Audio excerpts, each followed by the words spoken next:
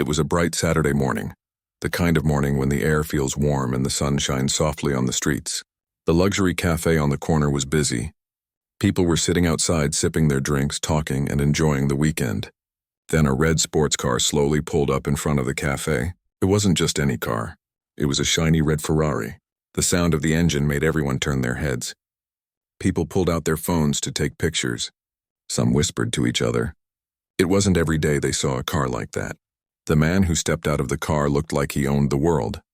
He wore a clean white shirt, expensive sunglasses, and a gold watch that sparkled in the sun. He walked like someone used to being admired. Everyone could tell he was rich. His name was David King.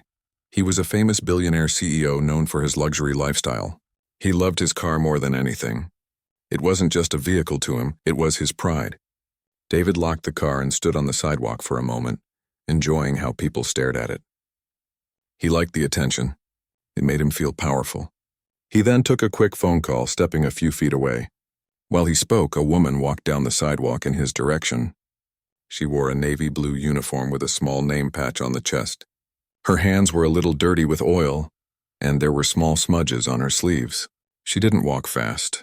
She moved with quiet confidence. Her name was Mary Johnson. She worked at a local repair shop 2 streets away. Mary had fixed cars for years. She didn't have fancy clothes, but she had skill in her hands. She loved engines the way artists love their brushes. As she passed the cafe, she noticed something strange. She tilted her head and looked at the Ferrari. Her trained ears picked up a faint noise coming from the car. It was small, but she knew something was not right. Curious, she stepped a little closer. She didn't touch anything at first. She just leaned down and listened. She had heard that same sound many times before. Usually it was a loose fan belt or something near the cooling system. She gently placed her hand on the hood, not to harm it but to feel the vibration. She didn't care who owned the car. She only cared about the sound. But David turned around at that exact moment. When he saw someone near his car, especially someone in a mechanic's uniform with oil-stained hands, his face changed. He didn't think or ask. He reacted fast. He rushed toward the car, cutting his phone call short. People around noticed his sudden movement. Some lowered their cups of coffee and watched. "What are you doing?" He shouted in a sharp voice. "Step away from my car." Mary slowly raised her hands in the air, trying to stay calm. She hadn't done anything wrong, but the way he spoke made everyone turn to look. The cafe fell silent for a moment. Even the waiter at the counter stopped wiping the table and stared. David's face was red. His voice grew louder. "You don't touch a Ferrari like that. Do you even know how much this car costs?" Mary opened her mouth to explain, but before she could say a single word, David kept going. He didn't give her a chance to speak. He was too focused on his car, too busy imagining scratches or smudges on the shiny surface. Mary stood still. She didn't argue. She didn't shout back. Years of working with different people had taught her something. Not everyone sees the whole picture. She knew getting angry wouldn't help. People whispered among themselves. A young couple at a nearby table looked uncomfortable. One man muttered softly, "She didn't do anything." Another woman whispered, "She looks like a mechanic. Maybe she knows something." But no one stepped in. Everyone just watched. David walked around the car, inspecting it like it was made of glass. His hands moved over the door, the hood, and the mirror. He looked for any marks or fingerprints. He didn't find anything, but his anger didn't go away. He glared at Mary. "People like you don't get to touch cars like this," he said coldly. Mary's eyes softened. She felt a small sting in her chest. Not because of the words themselves, but because she had heard similar ones before. She had spent her life proving herself in a field where people often underestimated her. She wasn't surprised, but it still hurt a little. She could have walked away. She could have ignored the sound and left him to deal with it later. But she stayed calm. She wiped her hands on her uniform slowly and said in a steady voice, "I wasn't hurting your car. I just heard something." David rolled his eyes. "Heard something? What could you possibly know about this car?" She didn't answer that question. She didn't need to. Her silence made the moment even heavier. A light breeze passed through and the red Ferrari's hood gleamed in the sunlight. That same faint clicking sound came again. It was soft but real. David's eyes narrowed. He heard it too this time. His face shifted a little, but his pride wouldn't let him admit it. He looked at the hood, then back at Mary. She stood still, not moving an inch. People at the cafe leaned forward slightly, as if they were watching a movie unfold right in front of them. The air between them grew quiet, tense, and strange. It wasn't about the car anymore. It was about judgment, misunderstanding, and what happens when two different worlds meet by accident. David was a man who lived in a world of wealth and shine. Mary lived in a world of hard work and quiet skill. At that moment, those worlds were colliding on a simple sidewalk in front of a cafe. David crossed his arms. His pride still held him like a chain. "I'll handle it," he muttered. But the truth was, he didn't even know what was wrong with the engine. He had always paid people to take care of problems for him. Mary lowered her hands, looked at the car once more, and then at him. There was no anger in her eyes, just quiet certainty. She could fix that sound. She knew it. He didn't know yet, but in just a few minutes, everything about this scene was going to change. For now, the crowd watched in silence. David stood proud but uneasy. Mary stood calm and sure, and the little red Ferrari kept making that faint clicking sound, like it had its own story to tell. David stood stiff near his car, trying to act confident, but deep down he felt uneasy. That clicking sound was now louder than before. The people at the cafe were still watching.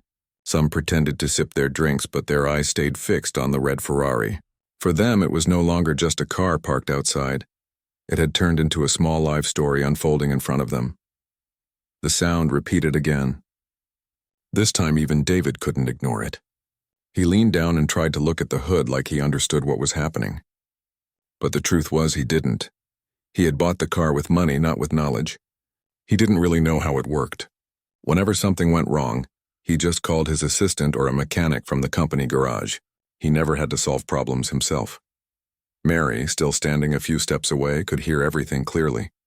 She had heard hundreds of engines in her life. She could tell when a problem was small or dangerous. The noise from his car was not serious yet, but it would become worse soon if ignored. She folded her arms gently, waiting.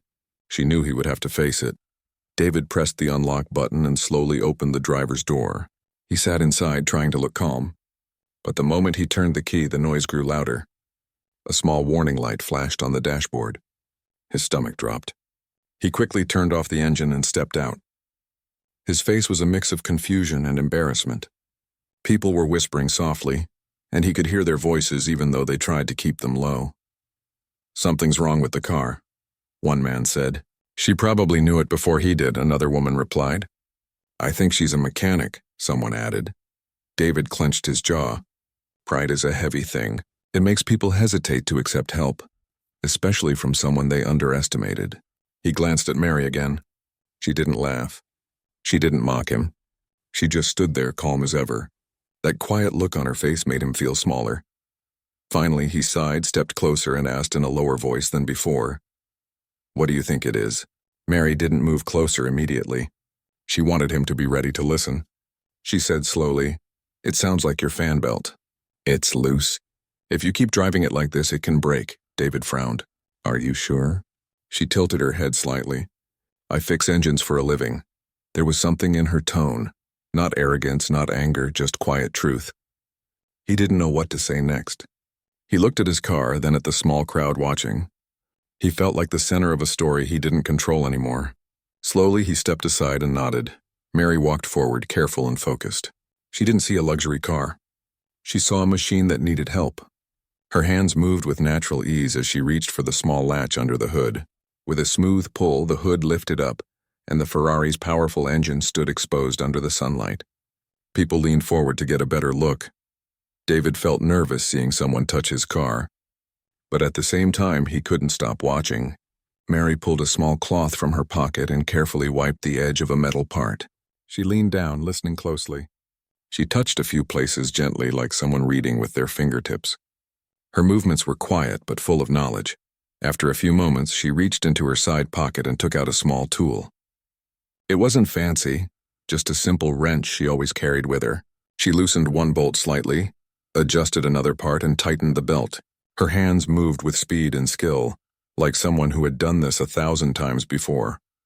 David crossed his arms but didn't say anything now. He was beginning to see something different. This woman wasn't just some stranger touching his car. She was someone who knew more about it than he did. The clicking sound that had bothered him for minutes was already fading. One young man at a table whispered to his friend, "She's good." Another woman nodded. "She's faster than most of the car guys I've seen." Mary wiped her forehead with her wrist and stepped back for a second. Then she signaled to David to start the car again. He hesitated for a moment, then opened the door and sat inside. He slowly turned the key. The engine came to life with a clean, smooth sound. The clicking was gone. The warning light disappeared. The car purred softly, almost as if it was thanking her. David's eyes widened a little. He revved the engine gently, listening carefully. There was no noise at all. He stepped out, feeling something strange inside. Not just surprise, but something heavier. He had shouted at her only minutes ago, thinking she didn't belong near his car. Now she had fixed it in less than 5 minutes. The crowd around them began to clap softly.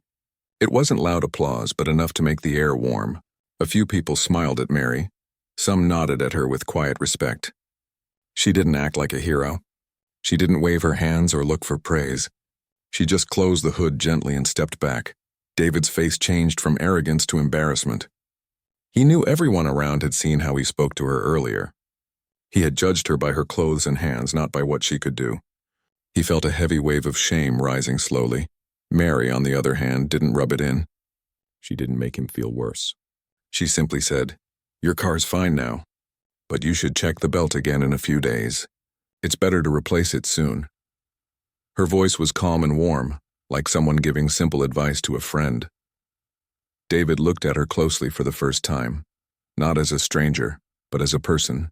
Her hands had oil marks, but they were strong, skilled hands. Her clothes were simple, but her posture had quiet pride. She carried herself like someone who didn't need to prove anything to anyone. People started going back to their tables slowly, but they kept glancing at the two of them. The story had already spread through quiet whispers. David knew he couldn't just turn and walk away. Something inside him had shifted. He took a small breath and said softly, "Thank you." Mary nodded and gave a small smile. She wasn't looking for his praise. She only did what she always did, help when she could. She started walking away slowly, ready to return to her repair shop. But David didn't move. He stood there watching her walk, realizing that this simple moment had humbled him more than any business meeting or award ever had. He had come to the cafe with pride and loud confidence. But now something inside him was quiet. The red Ferrari was running perfectly. The people had seen everything, and a woman in a mechanic's uniform had just turned a billionaire CEO's loud pride into silent respect. David stood there for a moment, unable to move. The sound of his Ferrari's engine was now smooth and steady like a quiet heartbeat. It felt almost unreal how quickly everything had changed. Just a short time ago, he had been yelling at a woman he didn't even know. Now the same woman had fixed what could have been a very expensive problem. The crowd that had gathered around slowly returned to their tables, but they kept looking at him from time to time. Everyone had seen the way he acted before. Mary continued walking down the sidewalk toward her garage. She walked with calm steps, not expecting anything from him. She didn't wait for a thank you, applause, or reward. For her, it was just another day. She loved fixing things, and when she heard the sound of that engine, she couldn't walk away without helping. But David couldn't just let her walk off. Something inside him felt heavy, a mix of guilt, respect, and surprise. He hurried to catch up to her, his expensive shoes tapping against the pavement. "Wait," he said softly. Mary turned around slowly. Her face was calm, not angry, not proud, just steady. David stopped in front of her, slightly out of breath. Not because the walk was long, but because his ego was struggling to find the right words. I was wrong," he said finally. His voice was lower now, nothing like the loud tone he had used earlier. "I judged you before I even knew who you were. I'm sorry." Mary tilted her head slightly. She wasn't someone who expected apologies, but she appreciated honesty when it came. "It's all right," she said in a gentle voice. "I'm used to it." Her words made something tighten in his chest. "I shouldn't have spoken to you like that," he added quickly. Well, it doesn't matter what I thought. I was wrong." She gave him a small, forgiving smile. "You were worried about your car. It happens. But it wasn't just about the car, and he knew it. It was about the way he saw her." He looked at her again and noticed details he hadn't before. The slight grease on her sleeves, the strong, steady hands, the quiet confidence in her posture. She wasn't just anyone. She was a woman who knew her craft. David scratched the back of his neck awkwardly. He wasn't used to feeling small. In boardrooms and meetings, people listened when he spoke. Here on this sidewalk, he had been humbled without a single argument. "Where do you work?" he asked after a small pause. Mary pointed down the street. "I have a small garage near the corner. Been fixing engines there for about 15 years. 15 years? He repeated, surprised. She nodded. "Yeah, it's not a big place, but it's honest work. I've fixed everything from small cars to old trucks. I love engines. They all have their own language, you know? If you listen carefully, they tell you what's wrong." Her words were simple, but the way she said them was full of quiet pride. David had spent years surrounded by people who talked about money, numbers, deals, and luxury. He rarely met people who spoke about their work with such love. It touched something deep inside him. He took a deep breath and said, "I should have listened to you from the start." Mary gave a soft laugh. "Most people don't listen to someone who looks like me when they're standing next to a car like yours." David felt a little sting, but he knew she was right. It wasn't just him. Many people were quick to judge others based on appearance. "I'd like to make it up to you," he said slowly. "Can I bring my cars to your garage?" "I have more than one." Mary raised an eyebrow. She wasn't used to billionaires offering to bring their cars to her small shop. "You don't have to do that," she replied. "I want to," David insisted. "Not just because you fixed the car. Because you earned my respect. I run a company that has an auto division. We design and sell cars. We're always looking for real talent. People who understand machines, not just numbers. Someone like you." Mary blinked, surprised. She wasn't expecting that. "You're serious?" "Yes," David said with a smile that for the first time that day wasn't proud or arrogant. It was warm. "I want people like you working with us. Real people. Not just people with degrees and fancy clothes. You have something that's rare. Skill and heart." Mary looked down at her hands for a moment, then looked back up at him. "I've worked in my small garage my whole life. I've never thought about working for a big company." David nodded. "Then maybe it's time someone opened that door for you. You don't have to decide now. But the offer is real." Mary didn't give an answer right away, but she could feel that his words were sincere. He wasn't just trying to fix his image in front of the crowd. There was genuine respect in his tone. The people who were still sitting outside the cafe pretended to look away, but many of them had smiles on their faces. They had witnessed something special. A moment where pride had melted into humility. David took out his card and held it out to her. "If you ever want to talk about it, call me." Mary took the card carefully like it was a small, fragile thing. She nodded slowly. "Thank you." He smiled a little wider. "No, thank you." Then something unexpected happened. David asked if she would allow him to visit her garage to see her work. Mary hesitated for a second but agreed. So they walked together down the street toward her little shop. It wasn't fancy. It had a faded blue sign, a few old tires stacked outside, and the smell of engine oil in the air. David stepped inside for the first time, and instead of luxury, he saw hard work. Tools neatly arranged on a rack, a few cars in different stages of repair, a small fan in the corner, and Mary's careful hands touching the machines as if they were living things. He looked around and felt something strange. This place, so different from his world of polished glass towers and expensive cars, felt honest. It felt real. "I like it," he said softly. Mary smiled. "It's home to me." He walked closer to one of the cars she was working on. "This is where the real magic happens," he added. That day didn't just end with a fixed Ferrari. It ended with a new friendship. One built not on money or status, but on respect and understanding. David learned something he had forgotten a long time ago. Real value doesn't always shine on the outside. Sometimes it stands quietly on the sidewalk, wearing a work uniform with oil-stained hands and a kind heart. Mary returned to her work later, still surprised at how the day had unfolded. She didn't know if she would accept his offer yet, but she knew one thing for sure. She had earned his respect without changing who she was. David drove away that afternoon with more than a fixed car. He drove away with a changed heart. For the first time in years, he realized that wealth means nothing if it blinds you to the worth of others. And as the sun slowly set over the quiet street, the memory of that moment, the proud man and the woman with skilled hands, would stay with both of them for a very long time.